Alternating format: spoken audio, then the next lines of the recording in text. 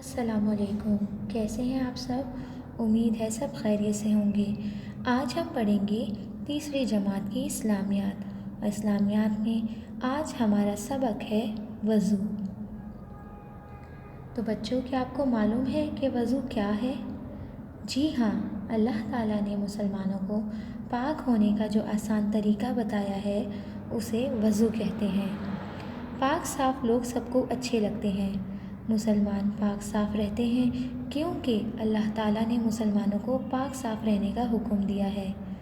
اللہ تعالیٰ پاک صاف لوگوں کو پسند کرتے ہیں۔ قرآن پاک کی سورۃ توبہ آیت نمبر 108 میں اللہ تعالیٰ فرماتے ہیں وَاللَّهُ يُحِبُّ الْمُطَهِّرِينَ، ترجمہ، بے شک اللہ تعالیٰ پاک رہنے والوں سے محبت کرتا ہے۔ ہمارے پیارے نبی صلی اللہ علیہ وآلہ وسلم بھی بہت پاک صاف رہتے تھے۔ آپ صلی اللہ علیہ وآلہ وسلم کا ایک لقب طاہر یعنی کہ پاک تھا۔ آپ صلی اللہ علیہ وآلہ وسلم اپنے صحابہ رضی اللہ تعالیٰ عنہ کو بھی پاک صاف رہنے کی تاکید فرماتے تھے۔ آپ صلی اللہ علیہ وآلہ وسلم کی ایک حدیث ہے الطہور شطر الایمان، ترجمہ، پاکی نصف ایمان ہے۔ اللہ تعالیٰ نے مسلمانوں کو پاک صاف رہنے کا حکم دیا ہے اور ان کی آسانی کے لیے پاک ہونے کا طریقہ بھی بتا دیا ہے، وہ طریقہ وضو ہے۔ نماز پڑھنے کے لیے بھی وضو کرنا ضروری ہے۔ وضو کے بغیر نماز نہیں پڑھی جا سکتی۔ آئیے آپ کو وضو کے کچھ فائدے بتاتے ہیں۔ وضو کرنا بہت آسان ہے مگر اس کے فائدے بہت سارے ہیں۔ نمبر 1، وضو کرنے سے پاک ہو جاتے ہیں۔ وضو کرنے سے ثواب ملتا ہے۔ وضو سے شیطان دور رہتا ہے۔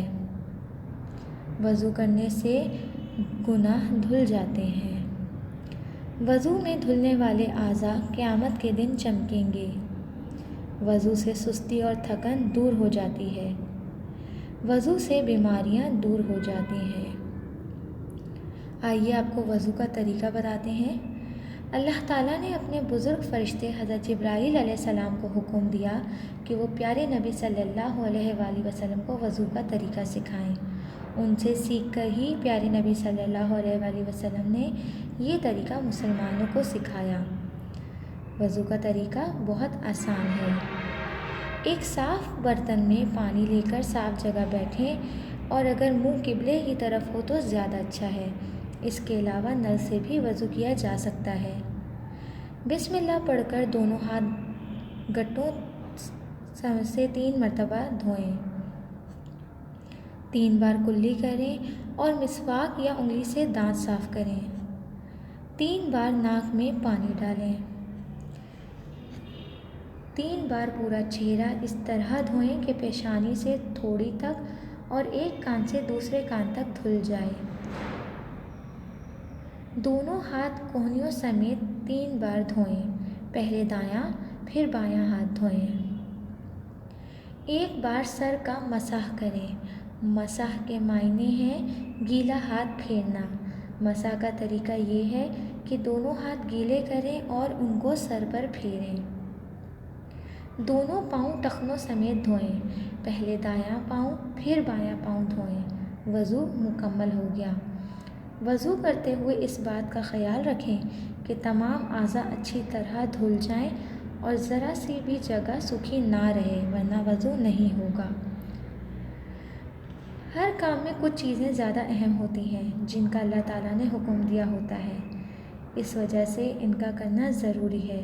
اگر ان کو چھوڑ دیا جائے اور نہ کیا جائے تو وہ مکمل نہیں ہوتا۔ ان ضروری باتوں کو فرض کہتے ہیں۔ آئیے آپ کو وضو کے فرائض بتاتے ہیں۔ پورے چہرے کو دھونا، اس طرح کہ پیشانی سے تھوڑی تک اور ایک کان سے دوسرے کان تک دھل جائے۔ دونوں ہاتھ کونیوں سمیت دھونا۔ چوتھائی سر کا مسح کرنا۔ دونوں پاؤں ٹخنوں سمیت دھونا۔ تو بچوں، آپ کو وضو کا طریقہ، اس کے فرائض اور فائدے اچھی طرح سمجھ آ گئے ہوں گے۔ اب آپ کا گھر کا کام یہ ہے کہ آپ اس سبق کی بلند خوانی کریں، وضو کا طریقہ اور فرائض یاد کریں اور سوال نمبر 2 کتاب میں مکمل کریں اور ٹائٹل صفحہ کاپی میں بنائیں۔ اللہ حافظ۔